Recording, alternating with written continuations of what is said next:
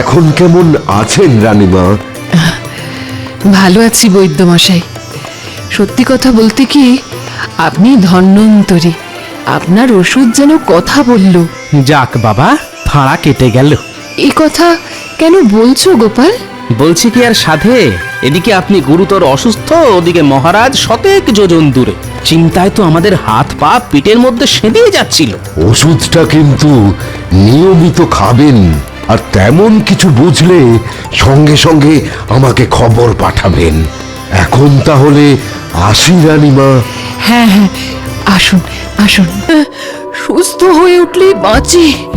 এভাবে এভাবে রোগী হয়ে সারা দিন বিছানায় পড়ে থাকা আমায় কি মানায়? কি, কেমন আছো রানী? ওই ওই একই রকম। তোমাকে এই অবস্থায় রেখে যেতে কিছুতেই মন চাইছে না, কিন্তু কি করব বলো? অত বড় একটা আলোচনা সভায় স্বয়ং নবাব, তারপর বর্ধমানের রাজা উপস্থিত থাকবেন। আর তুমি তো জানো কিভাবে আমাদের এই বাংলাকে সোনার বাংলা তৈরি করা যায়। তাই নিয়ে অনেক পরিকল্পনা হবে। জানি তো, তাই তো বলছি, আমার জন্য কোনো চিন্তা করবেন না। ঘুরে এসে দেখবেন ঠিক সুস্থ হয়ে গেছি। সুস্থ হলেই মঙ্গল। শোনো, রাজবৈদ্যকে আমি বলে দিয়েছি সকাল বিকেল তোমাকে দেখে যাবে, কিন্তু এই অবস্থায় তোমাকে ছেড়ে যেতেও না একেবারে ইচ্ছে করছে না। ঠিক আছে ঠিক আছে ঠিক আছে, আমার জন্য এতটা উতলা না হয়ে যে কাজে যাচ্ছেন সেটা ভালো করে করে আসুন। তাহলে আমি আসি। হ্যাঁ, আসুন।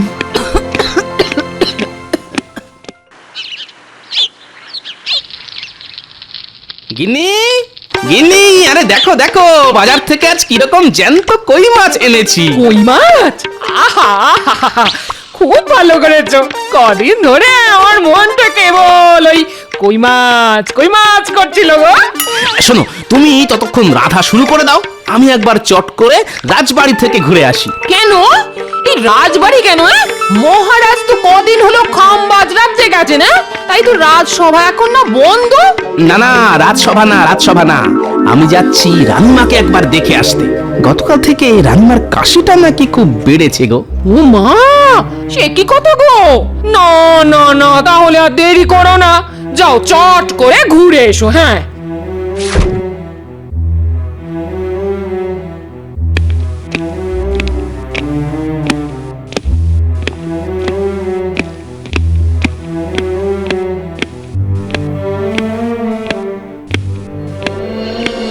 মন্ত্রী মশাই, মন্ত্রী মশাই, যা বলতে এসেছিস চট করে বলে ফেলতো। মানে বলতে এসেছিলাম যে হাট একেবারেই খালি, তাই যদি গরিবের কিছু সাহায্য করতেন। এই দেখো, এমন সময় এসে চাইনি যে দেখ আমারও হাত খালি, তোরা কি যে করিস। খালি তো ভর্তি করে নিন। শুনলাম মহারাজ কদিনের জন্য খামবাজ রাজ্যে গেছেন, এই তো সুযোগ। না রে, সেটা মনে হয় এবার হবে না। মহারাজ খুব শেয়ানা হয়ে গেছে, রাজকোষের চাবি দিয়ে গেছে মহারানীর হাতে। যাচ্ছিলে, তাহলে তো দেখছি আপনার ওই বাড়া ভাতের ছাই পড়ে গেছে একেবারে। খুবই খারাপ ব্যাপার। আরে রাজবৈদ্য না, রাজবৈদ্য, আরে ও রাজবৈদ্য, বলি চললে কোথায়? রাজবাড়িতে। কেন রাজবাড়িতে কেন? রানীমার শরীর গতিক ভালো নয়, কদিন ধরেই কাশি তো হচ্ছিলই, আজ নাকি আবার ওই কাশির সাথে রক্ত পড়েছে। ও বাবা, এ তো খুব চিন্তার কথা। এদিকে মহারাজও কবে ফিরবেন তার ঠিক নেই। চলো, আমিও যাব তোমার সঙ্গে।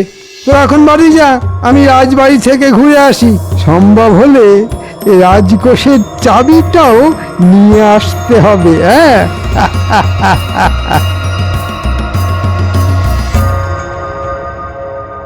এখন কেমন আছেন রানীমা?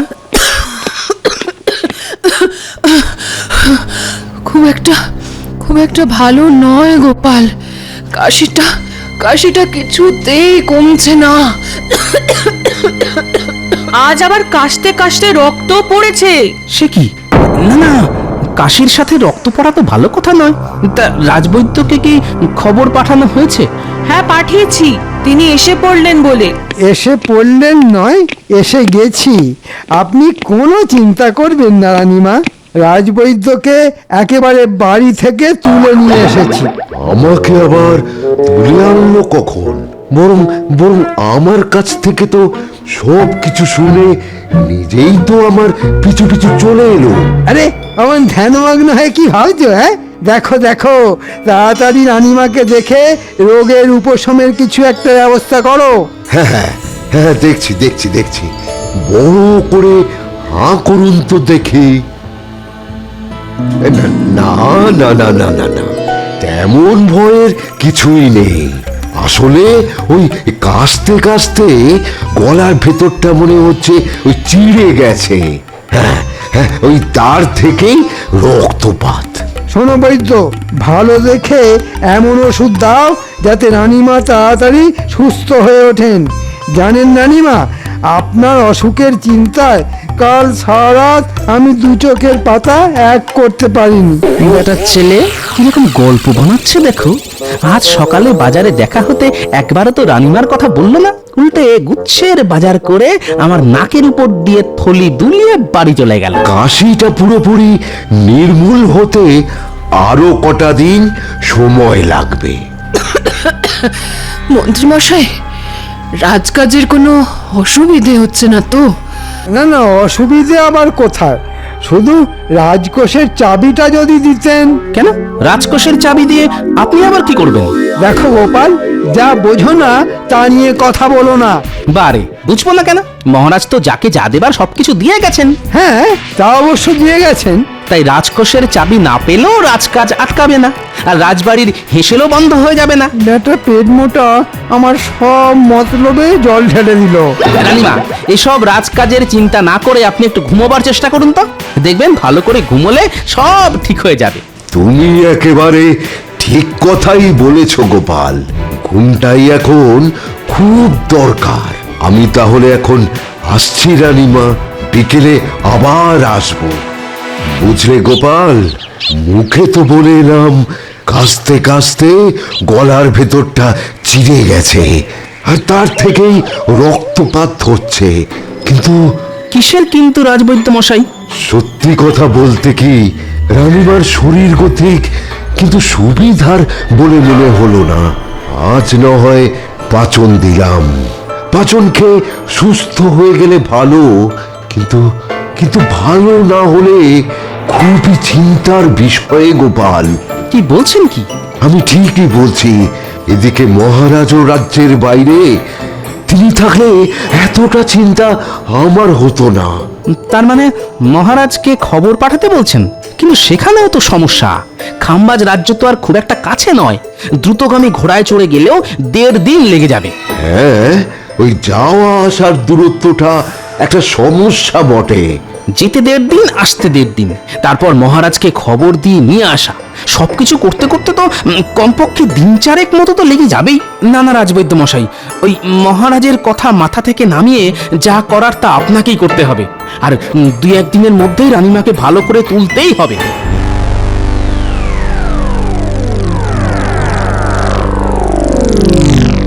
কি গো, পাতের উপর মাছ নিয়ে কি এত ভাবছো?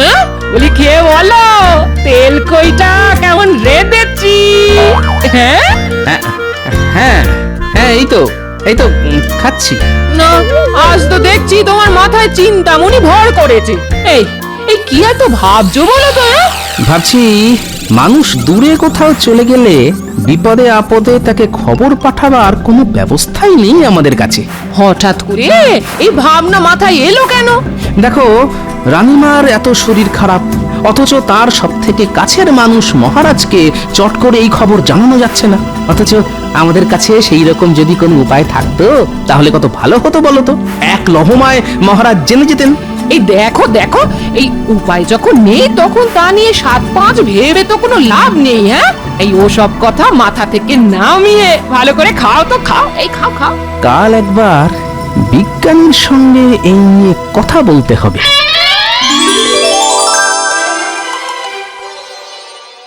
রানীমা, ফল খাওয়ার পর ওষুধ খেতে হবে কিন্তু। আর কত ওষুধ খাবো বলতো? এখন তো আমি অনেকটা সুস্থ আছি। কাশিও কাশিও তো তেমন নেই বললেই চলে। তবুও রাজবৈদ্য মশাই নিয়ম করে ওষুধ খাওয়াতে বলে গেছেন। ভেতরে আসবো রানীমা? হ্যাঁ হ্যাঁ, এসো এসো। এখন কেমন আছেন রানীমা? ভালো আছি বৈদ্যমশাই। সত্যি কথা বলতে কি, আপনি ধন্বন্তরী। আপনার ওষুধ যেন কথা বলল। যাক বাবা, ফাঁড়া কেটে গেল। এই কথা কেন বলছো গোপাল? বলছি কি আর সাধে, এদিকে আপনি গুরুতর অসুস্থ, ওদিকে মহারাজ শতেক যোজন দূরে। চিন্তায় তো আমাদের হাত পা পিঠের মধ্যে সেঁধিয়ে যাচ্ছিল। ওষুধটা কিন্তু নিয়মিত খাবেন, আর তেমন কিছু বুঝলে সঙ্গে সঙ্গে আমাকে খবর পাঠাবেন। এখন তাহলে আসি রানীমা। হ্যাঁ হ্যাঁ, আসুন আসুন।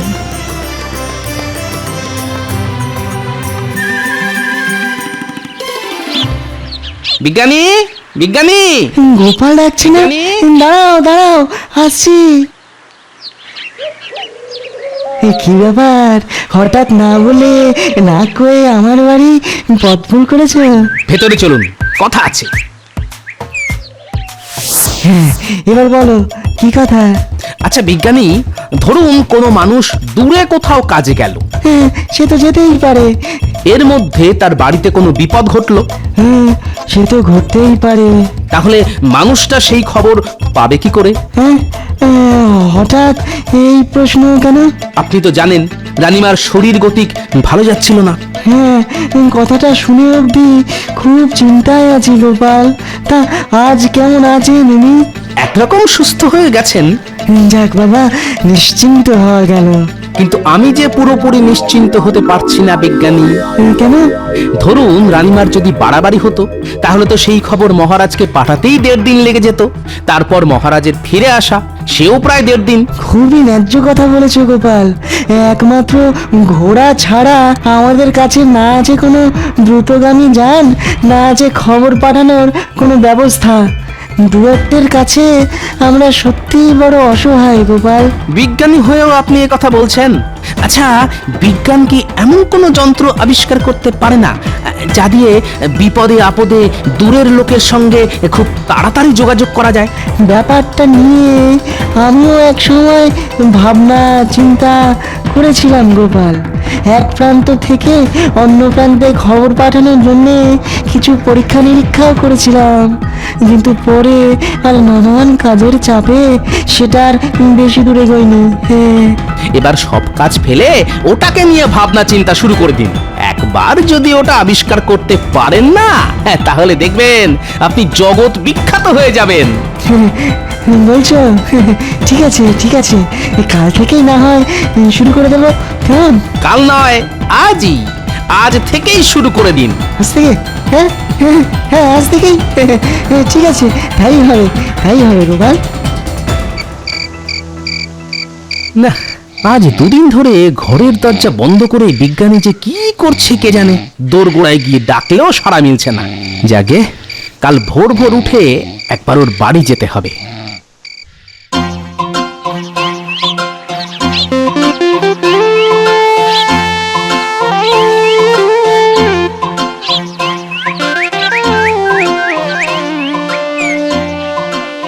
এই দেখো গোপাল, এখন এই বাটির মতো দেখতে পাত্রটা কানে চেপে ধরে দূরে চলে যাও, অনেক দূরে, ওই ওখানে। আমি এই বাটিটায় কথা বলছি, দেখি তুমি শুনতে পাও কিনা। গোপাল গোপাল, আমার কথা শুনতে পাচ্ছ? কি গো, শুনতে পাচ্ছ? না, কিচ্ছু শুনতে পাচ্ছি না। দেখো তো এবারে শুনতে পাচ্ছ কিনা। না, শুনতে পাচ্ছি না কিছু। কিছু শুনতে পাচ্ছ না? আচ্ছা, কি করি কি করি? আচ্ছা আচ্ছা গোপাল, যন্ত্রটা নিয়ে তুমি তোমার ঘরের চালের উপরে ওঠো তো, তারপরে দেখো শুনতে পাও কিনা। কি গোপাল, শুনতে পাচ্ছ? হ্যাঁ হ্যাঁ, এবারে পাচ্ছি, তবে আস্তে আস্তে। কি গোপাল, এবারে শুনতে পাচ্ছ? হ্যাঁ বিজ্ঞানী, শুনতে পাচ্ছি, একদম স্পষ্ট শুনতে পাচ্ছি। কিছু একটা হচ্ছে মনে হচ্ছে, আড়াল থেকে শুনতে হবে।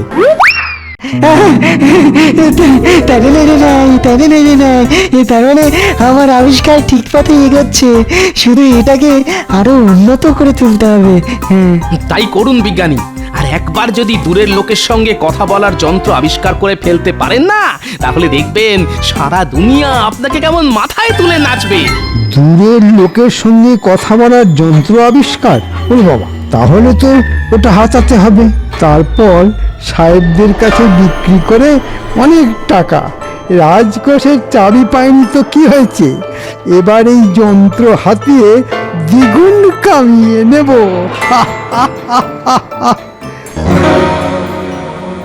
এবারে আমন জোরে মারবো না, দেখবি আমার গুলির তোরা কেউ ধরতেই পারবি না। ঠিক আছে ঠিক আছে, ওই বড় বড় কথা না বলে মেরে দেখা।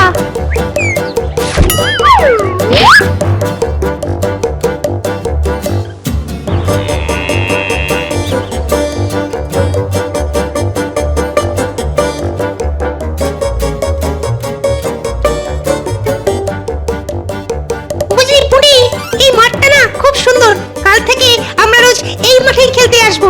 কিন্তু একটাই মুশকিল বুঝলি, এই মাঠটা আমাদের বাড়ি থেকে অনেক দূর। আর কত দূর? মাত্র 8 ঘন্টা একটা পথ।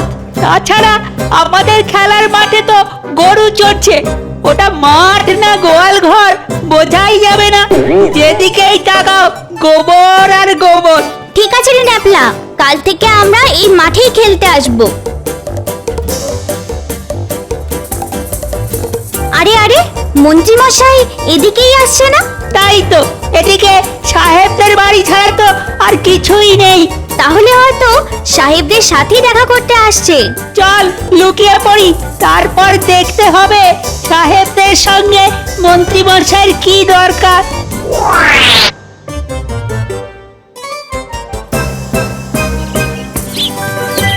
সাহেব সাহেব, ও সাহেব, কোথায় গেলে সব? আরে মন্ত্রী, কি ব্যাপার? What happened? একটা দারুণ খবর নিয়ে এসেছি সাহেব। বলো বলো, কি খবর? আমাদের বিজ্ঞানী একটা দারুণ যন্ত্র আবিষ্কার করে ফেলেছে। হ্যাঁ গো সাহেব, দূরের লোকের সাথে কথা বলার যন্ত্র। দূরের লোকের সহিত কথা বলার যন্ত্র? How rubbish! How strange! আমরা এতদিন যা পারিলাম না, সামান্য একজন কালা আদমি তাহা করিয়া ফেলিল। না না না না না, একেবারে হইতে দেওয়া যায় না। হ্যাঁ, তা তো যাই না সাহেব, তাই আমি ওটা গোপনে তোমাদের হাতে তুলে দিতে চাই। বহুত আচ্ছা, বহুত আচ্ছা। যেমন করিয়া পারো ওই যন্ত্র আমাদের হাতে আনিয়া দাও। তা না হয় দেব, কিন্তু তার বদলে আমি কি পাবো? বলো, কি চাও তুমি? তেমন কিছু নয়, মাত্র 1000 মোহর। ঠিক আছে, তাই পাবে। আগে ওই যন্ত্রটা তো আনিয়া দাও।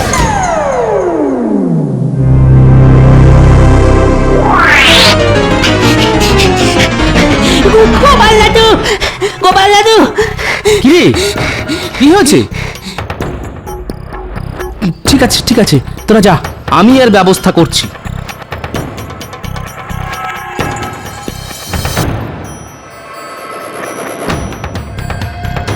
বলো কি গোপাল, মন্ত্রী এত বড় একটা খারাপ কাজ করতে পারে? ও যে কি পারে আর কি পারে না সেটা একমাত্র ওই জানে, কিন্তু আমাদেরও এর একটা উপযুক্ত জবাব দিতে হবে। যন্ত্রটা লুকিয়ে ফেলতে বলছো? না না, লুকিয়ে ফেললে তো খেল খতম হয়ে যাবে। শুনুন, এমন কিছু একটা করুন যাতে বাক্সের হ্যান্ডেল ঘুরিয়ে যন্ত্র চালু করলেই দুম করে ফেটে যায়। খুব ভালো বলেছো গোপাল, এটাই হবে শটে শটাং সমাচারের। আমি বাক্সের ভেতরে বারুদ ভরে রাখবো। তাহলে বুঝতে পারলি তো কি করতে হবে? জলের মতো বুঝে গেছি। ওই বিজ্ঞানীর হাত পা বাঁধবো আর যন্ত্রটা হাতিয়ে এনে আপনাকে দেব। হ্যাঁ, কিন্তু কিন্তু এত সব করার জন্য আমরা কি পাবো? হ্যাঁ, আমরা কাজের আগেই পাওনা গন্ডার কথা না আমার ভালো লাগে না। আগে কাজ করে এনে দেখা, তারপর তোদের পুষিয়ে দেব।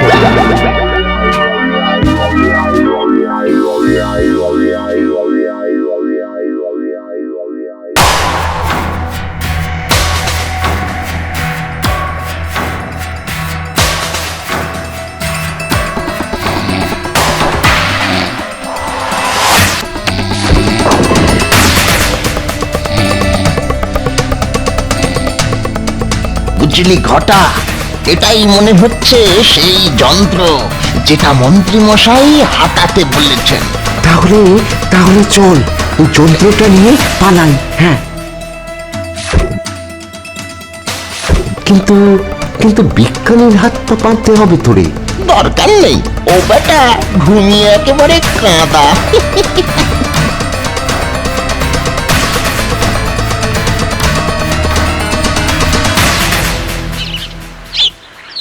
দুটো বাটির একটাতে মুখ লাগিয়ে একজন কথা বললেই অন্যজন অপর বাটিতে কান লাগিয়ে সেই কথা শুনতে পাবে। হ্যালো হ্যালো, শুনিতে পাইতেছো? Hello hello hello. না না না, কিছু শোনা যাইতেছে না। এই দেখো, বলতেই ভুলে গেছি, ওই যে 4 চৌকো বাক্সটার গায়ে হ্যান্ডেল রয়েছে ওটা ঘোরাতে হবে সাহেব। এটা যন্ত্র দিয়া আমাদের মারিয়া ফেলিবার ষড়যন্ত্র। ওরে বাবা রে, মেরে ফেললে রে, মেরে ফেললে। halt halt মন্ত্রী, আরে ভাই শুট করিয়া দিব। তোমাকে থামিতে বলিতেছি, আমরা কিন্তু গুলি করিব। থামো মন্ত্রী, থামো থামো বলিতেছি। ওরে বাবা রে, আমার কি হবে রে?